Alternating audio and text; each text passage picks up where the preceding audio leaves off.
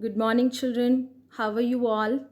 Welcome to biology session. I hope you all are following my classes. So, today's topic is diffusion. So, let's see what is the definition of diffusion, children. So, the process by which some materials when kept in a medium like air and water spread equally throughout is called as diffusion, children. So equally it is spreading. See, in the first diagram we are introducing some molecules. In the second diagram it is equally spreading, equal spread to the entire block or entire beaker or entire room is known as diffusion. So there are other ways in which materials move in a medium. Let us study one such process by the following activities. So if a bottle of scent is opened in one corner of room, what will happen, children?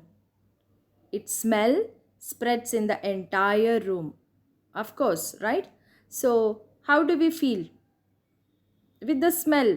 With the smell we will feel that. So how does the smell spread in the entire room? Is the smell spreading uniformly in the entire room? So diffusion is the answer for all these questions. Can you reach the scent bottle if you are blindfolded? When blindfolded, how you are able to locate the scent bottle? Can you give any other such examples? Yes. So this is happening just because of the diffusion principle, children. Principle. So there are other processes in which substances move in a medium. Let us study another such process by the following activity. It is a simple concept. Diffusion is nothing but spreading uniformly throughout the room or throughout the beaker, throughout the space which we have arranged for that particular material. That is diffusion. So let's see the activity 1, diffusion of coffee powder, children. So experiment with coffee powder. Let us take half bowl of water. Prepare a small ball of coffee powder. Slowly put in a water. You can also do this experiment by putting the pinch of coffee powder by adding water slowly first, or pouring hot water on the pinch of coffee powder. These all things you can do. So I would like to show you a video how the coffee powder diffuses in water. See how it is diffusing.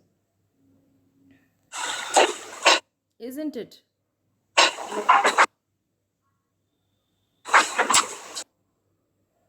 See the way how it is diffusing.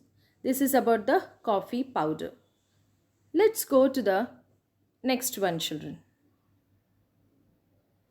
This is a diffusion of potassium permanganate, children. So small crystal of potassium permanganate in the center of a petri dish. You keep it in a petri dish or in a beaker with the help of a forceps. You keep and carefully fill the petri dish with water. After keeping that potassium permanganate solution, you carefully fill the beaker or petri dish with water. Observe the movement of pink color in a petri dish. Pink color is nothing but a potassium permanganate it is. So every minute you observe how it is diffusing. So also observe the spread of the color from center to periphery. Center. So when you keep something potassium permanganate in the center of the beaker or petri dish, how it goes to the periphery. Periphery is nothing but this to the sides. Periphery is nothing but to the sides. So just see the video.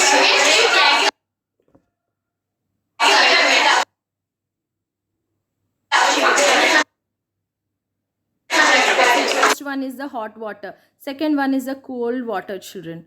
So it is diffusing very fast. See.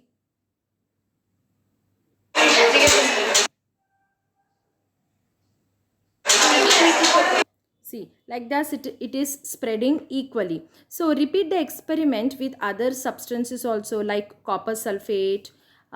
These all things. You can also do the activity with the crystals of ink, crystals, copper sulfate crystals. You can also use water based ink. So compare with potassium permanganate material and all. So by this we will know how it is spreading equally and uniformly. So the process by which some materials, when kept in a medium like air or water, it spreads equally throughout, is known as diffusion, is called as diffusion. So yes.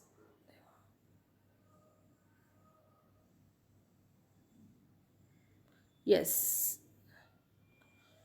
So, children, Thomas Graham. So, he's a Thomas Graham worked on diffusion of gases. He had inferred that a more soluble substance in a medium diffuse faster than a less soluble substance. This popularly known as Graham's law of diffusion. That means if the substance is more soluble, it will diffuse very fast. Like just now we have seen in a hot water, it was diffusing very fast because uh, hot water is helping it to diffuse very fast. And if the substance also by itself, if it is soluble in nature, then it diffuses very fast. So far we have studied about osmosis and diffusion. So there are other processes that occur across the cell membrane, about which we shall study again in the higher classes, in the next level of the classes. So I hope you all understood, children. So this is about the diffusion and osmosis. By this we have completed the chapter. So let us go with the plasma membrane chapter. We have completed finally with the keywords. So diffusion, you know what is diffusion? Spreading out equally all the molecules. Osmosis, from low concentration, movement of solvent molecules from less concentration to higher concentration through semi-permeable membrane. And permeability is nothing but acceptance of plasma membrane solutes or solvents, whatever it is. Semi-permeability, it will allow all the solvents but it will not allow solute.